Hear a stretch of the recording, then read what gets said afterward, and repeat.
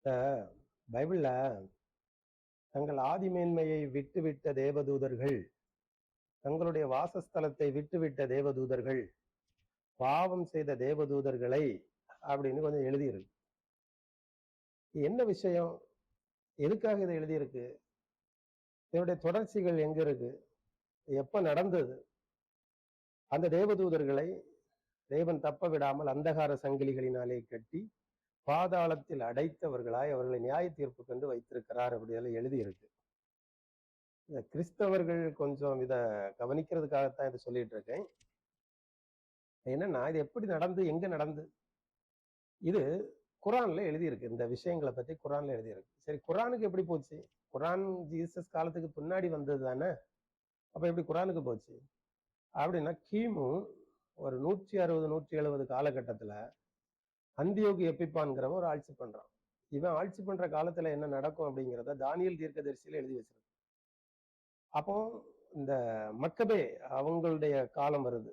மக்கபே காலகட்டத்துல இந்த அந்தியோகி எப்பிப்பான் என்ன சொல்றான்னா, எபிரேய மொழி எங்கேயுமே பேசக்கூடாது, விருத்த சேதனங்கள் பண்ணக்கூடாது, அந்த ஆசாரியர்கள் ஆலயத்துல செய்கிற எந்த வழிபாடையும் பண்ணக்கூடாதுன்னு. ஏன்னா யூதர்களுக்கு கடவுள் புறஜாதியாரை உள்ள வரவழைக்க மாட்டார், புறஜாதிகளுடைய எதிரி. அதனால இந்த அந்தியோகி எப்பிப்பான் வந்து கிரேக்க மொழியை உள்ள கொண்டு வந்து, இந்த கிரேக்க சித்தாந்தம் ஹெலினிஸ்ட் சித்தாந்தத்தையும் உள்ள கொண்டு வந்து, அவன் அந்த ஜியோஸ் கடவுளை உள்ள வச்சு சுத்த மிருகங்களுக்கு பதிலாக அசுத்த மிருகங்களை பலி செலுத்தி, இந்த ஜியஸ் வந்து எதிரிகளின் நண்பன், புறஜாதிகளின் நண்பன், அனைத்து மனிதர்களின் நண்பன்கிற ஒரு போர்டை போட்டு அதுல எழுதி வச்சு, இப்படி பன்றியெல்லாம் பலி செலுத்தி இதற்குள்ள பிரதான ஆசாரியர்களை, இதை ஒத்து போகிறவர்களை வைத்து கிரேக்க மயமாக யூதர்களுடைய நாடு மாற்றப்பட்டது. எங்கும் நியாயப்பிரமாணங்கள் இருக்கக்கூடாது, நியாயப்பிரமாணங்களை கண்டால் அவர்களை உயிரோடு எரித்து விடுவார்கள். யாராவது விருத்த சேதனம் செய்தால் அந்த குழந்தையை தாயின் கழுத்திலே கட்டி கழுத்தை இறுக்கி தூக்கிட்டு தாயும் மகமாக கொண்டு விடுவார்கள். இப்படிப்பட்ட கொடூரமான ஒரு ஆட்சி நடந்தது அந்தியோகி எப்பிப்பானுடைய ஆட்சி காலத்தில். அந்த காலகட்டத்தில் அங்கிருந்த ஆசாரியர்கள் எல்லாருமே வனாந்தரத்திற்கு ஓடி போய் அரபு தேசத்துல போய், அரபு தேசத்திலிருந்து இதையெல்லாம் அரபு மொழியில எழுதி வச்சு அங்கேயே இருந்துட்டாங்க, அங்கேயே செட்டில் ஆயிட்டாங்க. அப்போ யூதர்களுடைய ஆதி கிரந்தங்கள் எல்லாம் அரபு தேசத்துல அப்போ போய் அங்கே வசப்பட்டது. பிற்பட்ட காலங்கள்ல யாராவது வேதங்களை அதிகமா தெரிந்து கொள்ளணும்னா இவங்க அந்த அரபு தேசத்துல போய் தான் படிப்பாங்க. ஆனாலும் இவங்க வந்து அவங்கள மாம்ச ரீதியா வந்து நாங்க உயர்ந்தவங்க, தெய்வத்தால தெரிந்து கொள்ளப்பட்டவங்கிற ஒரு காரணத்தினால அவங்க அங்க போறதில்லை. இது மாம்சத்தோடும் ரத்தத்தோடும் யோசனைன்னு இதை சொல்லுவாங்க, போக மாட்டாங்க.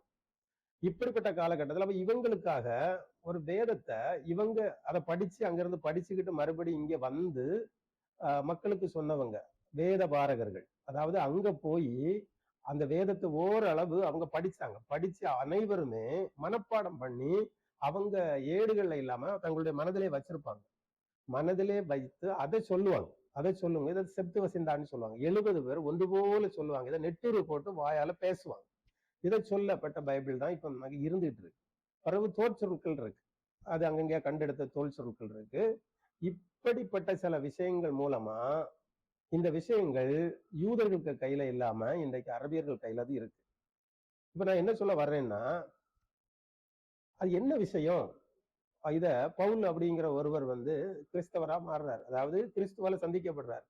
கிறிஸ்துவர்களை கொல்வதற்காக தமஸ்குவுக்கு போகிற வழியில இடையில அவர் ஒரு பெரிய வெளிச்சத்தை கண்டு அவர் கீழே விழுந்து கண் பார்வை போய், அதற்கு பிறகு அவர் வந்து கிறிஸ்தவ இதை வந்து அவர் அறிகிறார். அறியும் போது அவர் சொல்றாரு, எனக்குள் தேவகுமாரனை அவர் வெளிப்படுத்த சித்தமா இருந்த போது நான் மாமிசத்தோடும் ரத்தத்தோடும் யோசனை பண்ணாமலும் எனக்கு முன்னே அப்போஸ்தலர்களாய் இருந்தவர்களிடத்துல நான் போய் அதை கேட்காமலும் அரபு தேசத்திற்கு போனேன்.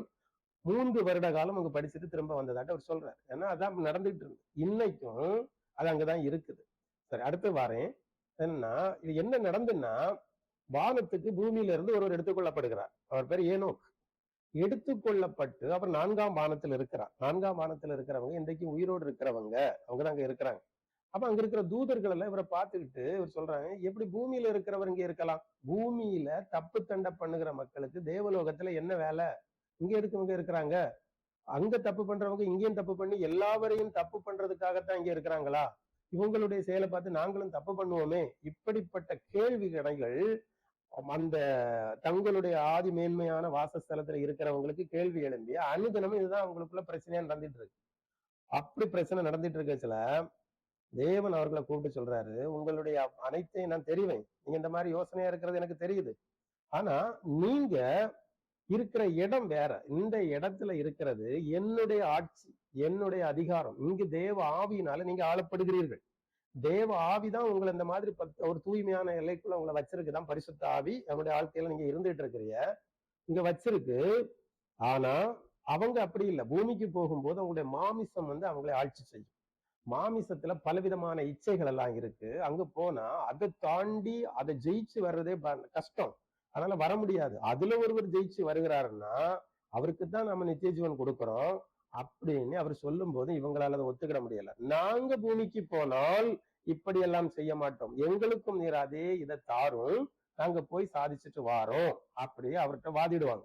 சரி, அப்ப அவரு உங்கள இருக்கிற தலைவர்களை தெரிந்து கொள்ளுங்கன்னு அதுல ஒரு 3 கூட்டம், அதை வாதிடுகிற 3 கூட்டங்களாக பிரித்து அந்த 3 கூட்டத்துக்கு அவர் தலைவர்களை ஏற்படுத்தி ஆசா யாசாயில்ங்கிற ஒரு 3 தலைமைகளை ஏற்படுத்தி பூமிக்கு அனுப்புவார். இந்த மாதிரிப்பட்ட உடல் அமைப்புகளை கொடுத்து பூமிக்கு அனுப்புவாங்க. இவங்க என்ன பண்ணுவாங்கன்னா பகலின் சங்கிலிகளினால் கட்டப்பட்டு அனுப்புவார். பகலின் சங்கிலிகள்னா பகல், ஒளியின் சங்கிலி. பகல், அடுத்த பகல், அடுத்த பகல், அடுத்த பகல். இரவு, இரவின் சங்கிலி. அந்தகார சங்கிலின்னா இரவு, அடுத்த இரவு, அடுத்த இரவு, அடுத்த இரவு. பகலின் சங்கிலி வேற, இரவின் சங்கிலி வேற. இவங்க பகலின் சங்கிலியில கட்டப்பட்டு அனுப்புவாங்க. விபச்சாரம் பண்ணக்கூடாது, மதுபானம் பண்ணக்கூடாது, கொலை செய்யக்கூடாது.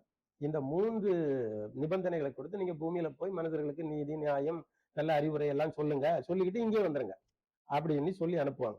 அப்ப இந்த 3 வரும் பூமியில இந்த மாதிரி நீதி நியாயங்கள் எல்லாம் செய்து கொண்டு இருப்பாங்க. இது நாட்கள் கொஞ்சம் கொஞ்சமா கடந்துட்டு இருக்கும். கடந்த 5 நாட்கள் இது அவங்களுக்கு நிறைவேறிவிடும். 6வது நாள் வரும்போது வானத்தில் இருக்கிற சுக்கிரன், அதாவது ஜிக்ரா, இவர்தான் அசுரர்களின் தலைவர். அசுரர்களின் தலைவர், தேவர்களுடைய குரு இல்ல, அசுர குரு. அசுர குரு மனிதர்களுக்கு தலைவரா இருப்பவர். மனிதர்களுக்கு தலைவரா இருப்பவர் இவங்களை சோதிப்பார். பூமியில ஜிக்ரா அப்படிங்கிற ஒரு பேர்ல பூமியில ஒரு பெண், அழகான பெண்ணா இவங்கள்ட்ட நியாயத்துக்கு போவா. இவ பேரு ஜிக்ரா. என் கணவன் என்ன ரொம்ப தொல்லை பண்றான், அதனால எனக்கு நியாயம் செய்யுங்க அப்படின்னு இந்த நியாயம் பேசுகிறவங்ககிட்ட நியாயத்துக்கு போகும்போது இவளுடைய அழகில் அவர்கள் மயங்கி விடுவார்கள். இந்த அழகில மயங்கி விடுறதுனால அன்றைக்கு அவங்களால என்ன பண்ண முடியாதுன்னா அத விட மனம் இல்லை, அவளை விட மனம் இல்லை, அவளுக்கு மேல மோகம் கொண்டுவாங்க. கொல்லும்போது அன்னைக்கு அசாயில்ங்கிற ஒருதன் நம்ம போற போக்கு சரியில்லையே அப்படின்னு அன்னைக்கு அவன் வானத்துக்கு போய் மறுபடியும் திரும்பி வரமாட்டான். அவன் தன்னுடைய தவறை ஒப்புக்கொள்வான். பூமிங்கிறது சாமானியப்பட்ட விஷயம் இல்ல, அதுல போக முடியாது, ஜெயிக்க முடியாது, நம்மளை அடிமைப்படுத்திடும். இச்சைகள் பயங்கர மோகமா இருக்கு, போனா இன்னும் திரும்ப வர முடியாதுன்னு இவன் அங்கே நின்றுவான். அதை மீறி அடுத்த நாள் இவங்க வருவாங்க. வரும்போது ராத்திரி இவர்கள் வானத்துக்கு செல்லாமல் இவங்களுக்கு வீடை தேடி 2 வழியா வருவாங்க. இதே வீட்டுல அவட்ட மோக லாபங்கள் எல்லாம் சொல்லுவாங்க. சொல்லும் போது அவ ஐயோ இதெல்லாம் எனக்கு வேலைக்காரங்க இருக்காங்க, அவங்க இந்த பெண்ணோட நீங்க சேர்ந்துக்கிடுங்க, அது வேண்டாம், நீதான் வேணும் அப்படின்னு ஒரு விஷயத்த அங்க சொல்றாங்க. அதுக்கப்புறம் அவ சொல்றா, நீங்க அப்ப என்னோட சேரணும்னா என்னோட சேர்ந்து நீ என்ன குடிக்கணும், மதுபானம் பண்ணணும் அப்படின்றதோட அவ சரி மதுபானம் பண்ணுவேன்னு அந்த மோகத்துல உங்களுக்கு தெரியும் மதுபானம் பண்ணிடுவாங்க. மதுபானம் பண்ணினவரை இவளோட விபச்சாரம் பண்ணிடுவாங்க. விபச்சாரம் பண்ணுனதோட அவ திடீர்னு அண்ணன் என் புருஷன் வந்துட்டான், அவனை கொல்லு, என்ன கொன்றுவான், இல்லைன்னா இவன் கையில இருந்து வாள் எடுத்து வெட்டிடுவாங்க. வெட்டினதோட இவங்க 3 பாவத்தையும் செய்திருவாங்க. செய்ததுக்கு அப்புறம் செய்யக்கூடாதுன்னு சொன்ன பாவத்தை செய்ததுனால இந்த ஜிகிரா அப்படிங்கிறவ மறுபடியும் சுக்கிரன் இருக்கிற இடத்துக்கு அவ போயிடுவா. இவங்க வீழ்ந்துருவாங்க. வீழ்த்தப்பட்ட பிறகு எந்த இரவுல அவங்க விழுந்தாங்களோ, எந்த தப்புல அவங்க விழுந்தாங்களோ, அதே இடத்துல அதே சங்கிலிகளினால, இரவு சங்கிலி ஒளிக்குள்ளே வர முடியாத அந்த இரவு சங்கிலிகளினால கெட்டி அதிலேயே போட்டு நியாய தீர்ப்புக்கு பாதாளத்துல தள்ளிடுவார். பாதாள லோகத்தை பத்தி ஏற்கனவே சொல்லியிருக்கேன். அந்த பாதாள லோகத்துல தள்ளி வெளியே வர முடியாம இப்ப அவங்க ராத்திரி செயல் அவளையும், அதாவது தப்பு தண்டா பாவங்கள் எல்லாம் செய்யணும் இவங்கதான் எல்லாம் செய்துட்டு இருக்காங்க. ஏன்னா அவங்க முடியல. அந்த சங்கிலிகள்னால இந்த இரவா வருவாங்க. பகல்ல வர முடியாத அளவுக்கு, பகலே காண முடியாத, ஒளியை காண முடியாத அளவுக்கு வந்துட்டாங்க. ஏன் இதுன்னா தங்களுடைய வாசஸ்தலம் அப்படிங்கிறது தெய்வம் இருக்கிற ஒரு ஸ்தலம். அதை பேசாம இருந்தா அங்கே இருக்கிற படைப்பிலே அவங்க எதுவுமே இடையூறு இல்லாத தேவ ஆவி, பரலோகத்தில் சாட்சி இடுகிறவர்கள் 3, பிதா, வார்த்தை, பரிசுத்த ஆவி. இந்த பரிசுத்த ஆவின் எல்லைகளுக்குள்ளதான் இதை வச்சிருக்கு. இன்னொன்னு, பரமண்டலத்தில் செய்யப்படுகிறது போல பூலோகத்திலும் செய்யப்படுவதாக என்று இயேசு கிறிஸ்து நமக்கு ஜெபம் பண்ண சொல்லி சொல்லியிருக்காரு. அதுல நல்லா பாத்துக்கோங்க, பரமண்டலத்தில் செய்யப்படுகிறது போல பூமியில வந்தாச்சு. இனி ஆட்சி மாற்றம் இருக்கு. அந்த ஆட்சிகள் எப்படி, தெய்வங்களுடைய ஆட்சி எப்படி இருக்கு, அதுக்கு 7 தேவதூதர்கள், ரிஷிகள் இருக்கணும், அதற்கப்புறம் தூதர்கள் இருக்கணும், அப்புறம் ஒரு தலைமை இருக்கணும், இப்படிப்பட்ட நிறைய இருக்கு. அதுக்கு கீழே தேவலோகத்துல ஆவிதான் ஆட்சி பண்ணிட்டு இருக்கு. பரலோகத்தில் செய்யப்படும், புலோகத்தில் செய்யப்படுவதாக. இப்போ 7 சபைகளுக்கும் கடைசியில அது 1ஆம் எபேசு சபையின் தூதனுக்கு நீ எழுத வேண்டியது என்னவென்றால் அப்படி சொல்லு. அப்போ பெர்கமு சபையின் தூதனுக்கு நீ சொல்ல வேண்டியது என்னவென்றால் அப்படி ஒவ்வொரு சபைக்கும் சொல்லிட்டு இறுதியாக ஆவியானவர் சபைகளுக்கு சொல்லுகிறதை காதுள்ளவன் கேட்க கடவன். ஏன்னா அந்த எல்கைக்குள்ள பின்னும் நீங்க பரலோகத்துல போகணும்னா இந்த பரிசுத்த ஆவிங்கிற அந்த ஆவியை பெற்றா மட்டும்தான் போக முடியும். அது பூமியிலே நடக்கட்டும்னா அந்த ஆவியின் ஆளுகைக்குள்ள நடக்கிறவர்கள் மட்டும், அந்த ஆவியின் ஆளுகைக்குள்ள நடக்கிறவர்கள் மட்டும்தான் அந்த பரலோகத்தில் உள்ள வாழ்க்கை பூமியில வாழ்றாங்க. அந்த ராஜ்யம் பூமியில ஆட்சி செய்கிறது. இதுல 3 விதமான போதகர்கள் உண்டு.